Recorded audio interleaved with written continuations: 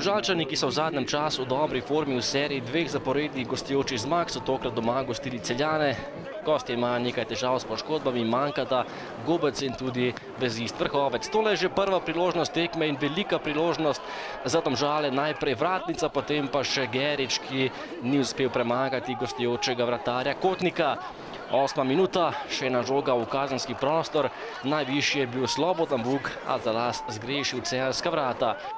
Nato je prišla na vrsto prva celjska priložnost, takole žoga visoko prek vrat, žoga se je od Knezoviča odbila v kot, po kotu pa predložek pred vrata, Verbič je podal, natančen pa je bil Bajde in sijajno premagal Vidmarja za vodstvo Celjanov 1-0, izjemen zadetek Bajdeta, ki je tule z volejem premagal Vidmarja in popeljal Celjane v prednost.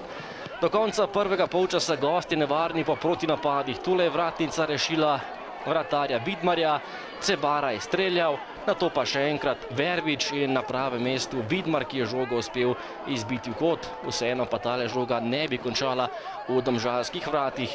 Še zadnja priložnost za Celje v prvem polčasu, tole je bil gol, vendar Krajcer je bil v prepovedanem položaju, zadetek je bil v tem primeru upravičeno razveljavljen.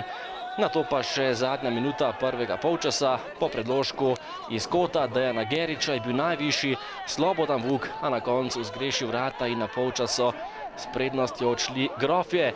V drugem delu najprej priložnost za Celjane. Dolga žoga naprej, nato je sprožil Bajde, na pravem mestu Vidmar, ki je žogo z nekaj malega težavami vendarle uspel zadržati. Domžalčani pa so pritiskali in takole prišli do še ene priložnosti, tokrat predložek na drugo vratnico, kjer pa ni bilo nikogar in ostalo je pri minimalni prednosti gostujoče ekipe. Vendar ne za dolgo, kajti sledil je kot in izenačenje v Domžalah. Šimunovič je podal, Knezovič je bil najvišji, Uroš Korun pa je bil na drugi vratnici najspretnejši in izenačil na 1-1. Do konca tekme sta imeli obe ekipi priložnosti za zmago, najprej Celjani, oddaleč je meril Kolci, potem 15 minut pred koncem še domžalska akcija.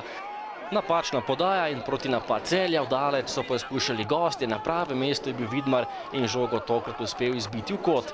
Nato pa še odločitev tekme, 87. minuta, najprej kot, potem pa odbita žoga pred vrata, kjer je bil najvišji Bilali in poskrbel za veliko veselje v celjskem dresu. 1-2 tik pred koncem tekme. Celjani so dosegli še drugi gol in zmagali v Domžalah še drugič v tem prvenstvu, so premagali domžalsko ekipo na njihovem športnem parku.